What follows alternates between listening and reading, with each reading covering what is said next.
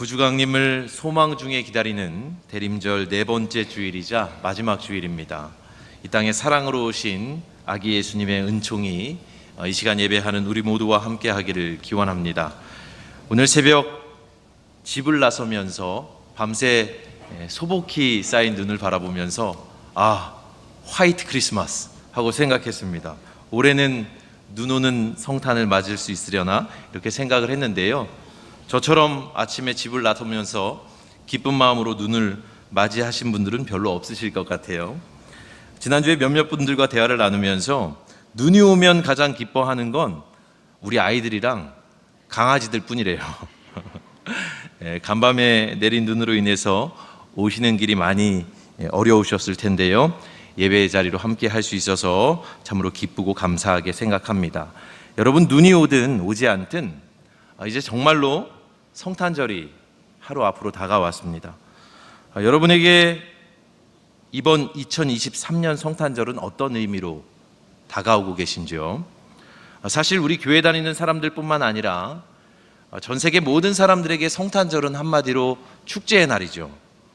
제가 사역했던 아르헨티나만 해도 성탄 전야가 되면 가족과 친지들이 함께 모여서 불꽃놀이를 하고요, 또 밤이 새도록 파티를 즐기는 모습을 볼 수 있었어요.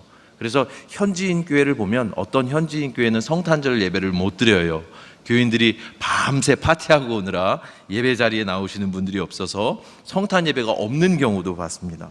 이처럼 그리스도인들 뿐만 아니라 세상의 많은 사람들이요, 가정에서, 거리에서, 또 상점과 레스토랑에서 각자의 방식대로 성탄을 맞이합니다. 특별히 오늘처럼 12월 24일 크리스마스 이브는 연중 호텔 예약이 가장 어려운 극성수기라고 하죠. 그뿐인가요? 1년 중에 술이 가장 많이 팔리는 날이 바로 오늘이라고 합니다. 이처럼 많은 사람들이 크리스마스를 맞이하여 기쁨을 만끽하고 또 흥겨움에 젖어 있지만 실상 그들의 성탄에는 예수님이 보이지 않습니다. 여러분, 몇 해 전에 어느 영화에 등장해서 히트를 쳤던 이 유명한 대사를 기억하실 겁니다. 여러분, 이런 데는 모르셔도 아시는 것처럼 반응하셔야 됩니다. 어떤 대사냐 하면 모시 중원디라는 대사가 있었어요. 모시 중원디. 이번 크리스마스를 앞두고 이 대사가 생각이 나더라고요. 본래 크리스마스라고 하는 의미는 그리스도 미사, 곧 그리스도를 예배하는 날인데 이제 그러한 의미는 퇴색되어 버렸습니다. 모시 중원디. 이제 서구의 여러 나라들에서는요, 메리 크리스마스라는 인사 대신에 해피 할러데이라는 문구로 대체하죠.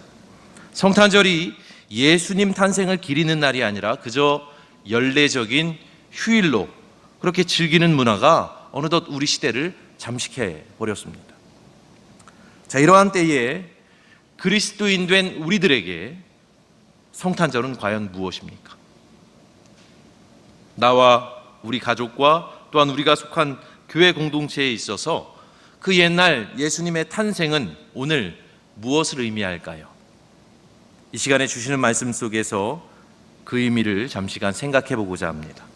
오늘 앞서 읽어주신 요한복음 1장 1절 말씀은 우리에게 이렇게 전합니다. 다 같이 읽어보시죠. 태초에 말씀이 계시니라.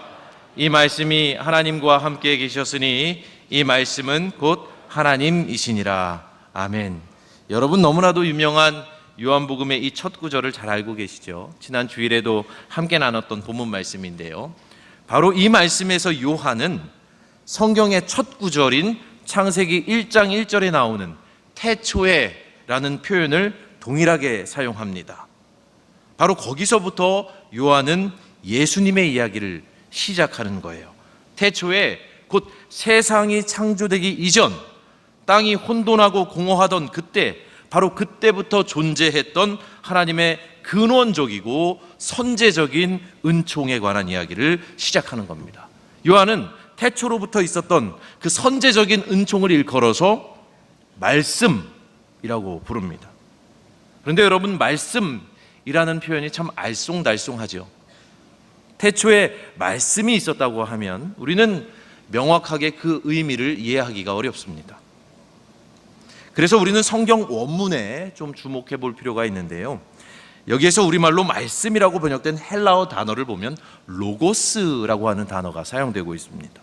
이 로고스라는 단어는 참으로 다양한 의미를 지닌 말인데요. 말씀 외에도 선포, 선언, 계명, 사건이라고도 번역될 수 있는 의미망이 참 넓은 개념이죠. 그런데 사실 이 단어는 일반적으로 성경에서 잘 사용되는 말은 아닙니다. 로고스라는 개념은 성경이 기록되던 당시에 그리스 철학에서 자주 사용되던 용어입니다. 그래서 로고스는 사실 종교적인 용어라기보다는 철학의 언어죠. 여러분 혹시 학창 시절에 철학에 관심을 두셨던 분들은 이 이름을 아마 들어보셨을 겁니다. 헤라클레이토스. 이 사람은 불을 통해서 세상의 본질과 만물의 이치를 발견하고자 했던 사람이거든요. 그가 주전 6세기경에 예수님 오시기 훨씬 전부터 활동했던 철학자인데요. 그는 그때 이미 로고스라는 개념을 사용했습니다. 우주 만물을 구성하고 지배하는 이성적인 원리가 있다. 우리는 그것을 로고스라고 부른다.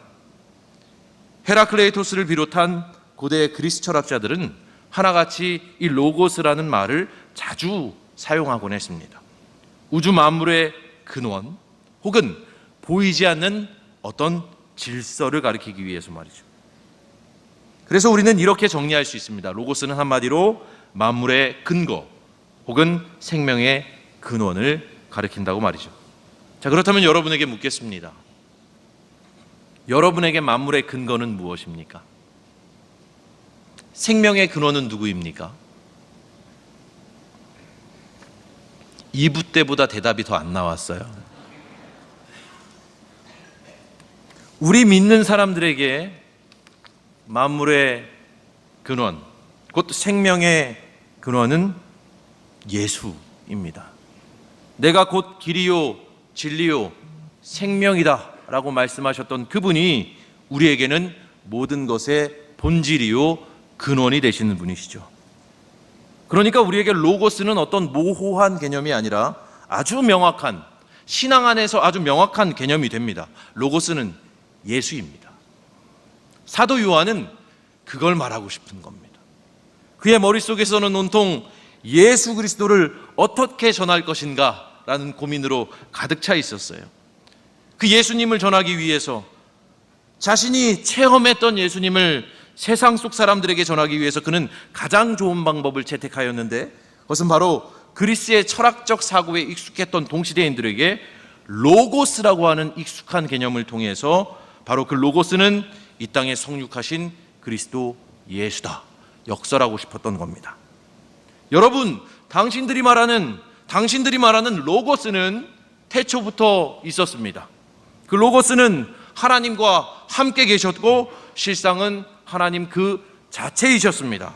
이와 같이 사도 요한은 당대에 통용되던 철학의 용어로 그들에게 가장 익숙한 언어로 예수를 설명하기 시작했습니다. 예수를 전하기 시작한 거죠.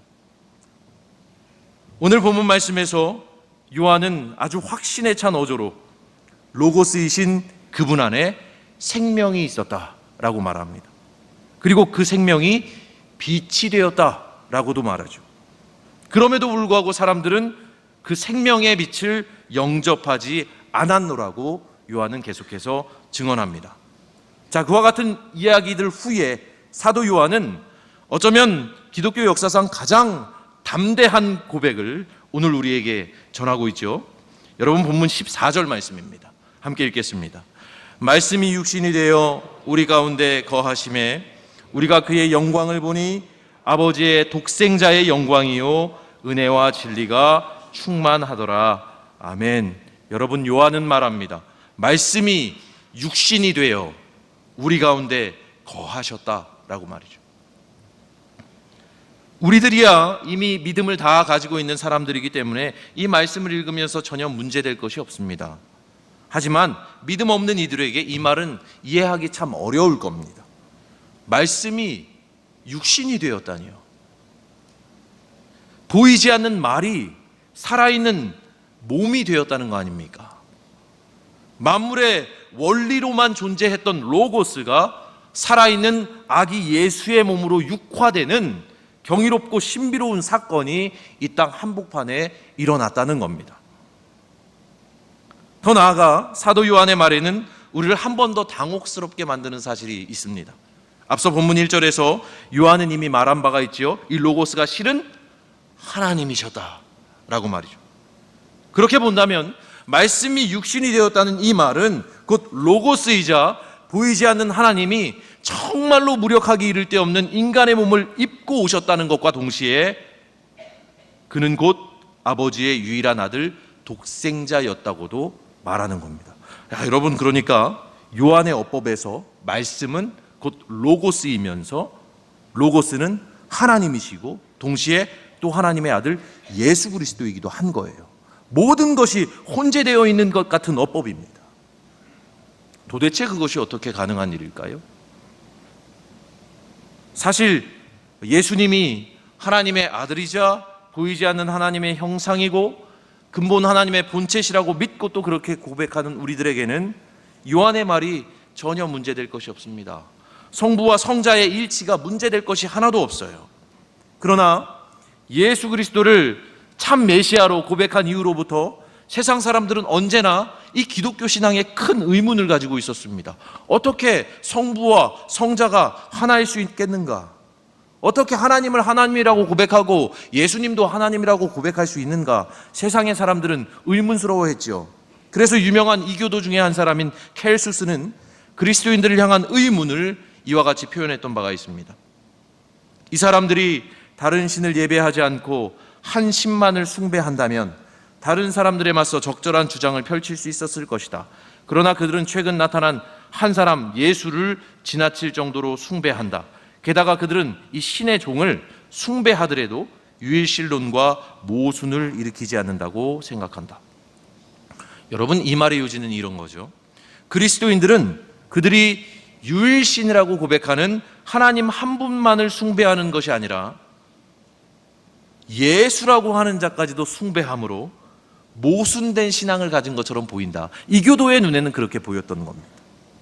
그런데 정말 문제는, 정말 중요한 것은 정작 예수를 하나님으로 고백하고 또 성자 하나님을 또한 하나님으로 고백하는 그리스도인들은 전혀 이러한 사실에 개의치 않았다는 거예요.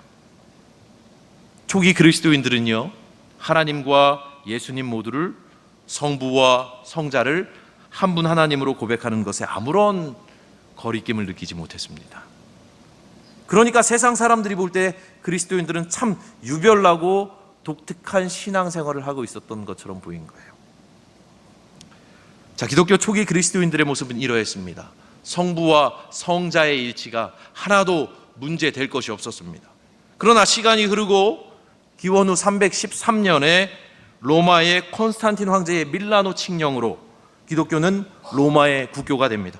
그 후로 교회 안에서는 차츰 논쟁과 분열이 일어나기 시작했는데요. 그 발단은 아프리카 북단의 대도시인 알렉산드리아였습니다. 알렉산드리아 교회의 주교인 알렉산더파와 장로 아리우스파 사이에서 예수님의 신성과 예수님의 인성에 대한 매우 큰 논쟁이 일어나기 시작했던 것이죠. 이 두 세력은 하나님과 예수님, 곧 성부와 성자가 동일한 본질인지 그저 유사한 본질인지를 놓고 한치의 양보도 없는 다툼을 벌였습니다. 한쪽은 예수님의 신성을 높였고 또 다른 한쪽은 예수님의 인성을 강하게 부각시키고자 했던 것이죠. 그러나 정말로 심각한 것은 그들이 자기의 교리적 주장을 관철하기 위해서 서로 창과 칼을 겨누는 일도 불사했다는 겁니다. 약 130여 년간 그들은 예수님을 어떻게 고백할 것인가라는 문제를 두고 서로 미워하고 해치고 심지어는 죽이기까지 했습니다. 기독교의 아픈 역사예요. 한때는 성부 하나님과 성자 예수님을 한 분 하나님으로 고백하는 것에 아무런 거리낌도 느끼지 않았던 그리스도인들이 성부냐, 성자냐, 신성이냐, 인성이냐를 두고 다투기 시작했고 그와 같이 서로를 향해서 공격하기 시작했던 것이죠. 왜 그래야만 했을까요? 왜 그렇게 된 것일까요? 예수에 대한 서로 다른 고백으로 그들은 왜 서로를 짓밟고 또 죽여야만 했습니까? 물론 여기에 대해서 우리는 그저 한마디로 답할 수만은 없습니다. 그들의 싸움은 순수한 교리적인 문제가 아니라 온갖 이권과 욕망이 개입된 싸움이었기 때문입니다. 그럼에도 불구하고 꼭 하나 생각해야 할 것이 있어요. 예수 믿는 그들이 그리스도인으로서 놓쳤던 가장 중요한 본질이 하나 있었다는 겁니다. 그것은 다름 아닌 사랑이었습니다. 사랑을 놓쳤어요. 내 말이 맞냐, 네 말이 맞냐를 두고 싸우면서 사랑을 잃어버렸습니다.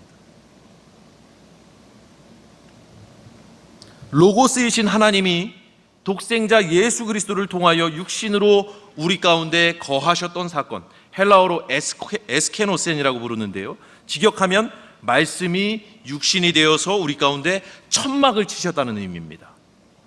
그와 같이 하나님께서 독생자를 통하여서 성육하심으로 우리 가운데 천막을 치셨던 이유가 오직 사랑 때문이었다는 사실을 그리스도인들은 점차로 잊기 시작했다는 거예요. 요한복음 3장 16절, 하나님이 세상을 무척 사랑하셔서 하나밖에 없는 외아들마저 보내주셨습니다. 하나님이 세상을 이처럼 사랑하사 독생자를 주셨다. 이 땅에 성육하신 목적과 동기는 오직 하나, 사랑이었던 것이죠. 하지만 사람들은 그 사랑을 잃어버리기 시작했습니다. 여러분, 기독교 문필가인 필립 얀시라는 분이 있어요. 언젠가 그분의 책에서 봤던 이야기가 인상적이어서 그 이야기를 이 시간에 함께 좀 나누고자 합니다. 이런 이야기예요. 하루는 선배 천사가 까마득한 후배 천사에게 우주를 구경시켜 줬대요. 수많은 별들로 둘러싸인 우주 공간을 다 지나서 그 두 천사가 마침내 5천억 개의 별이 있는 한 은하에 도착하게 됩니다. 선배 천사는요, 태양과 여러 행성들 사이에 보이는 어떤 작은 행성 하나를 손가락으로 가리킵니다.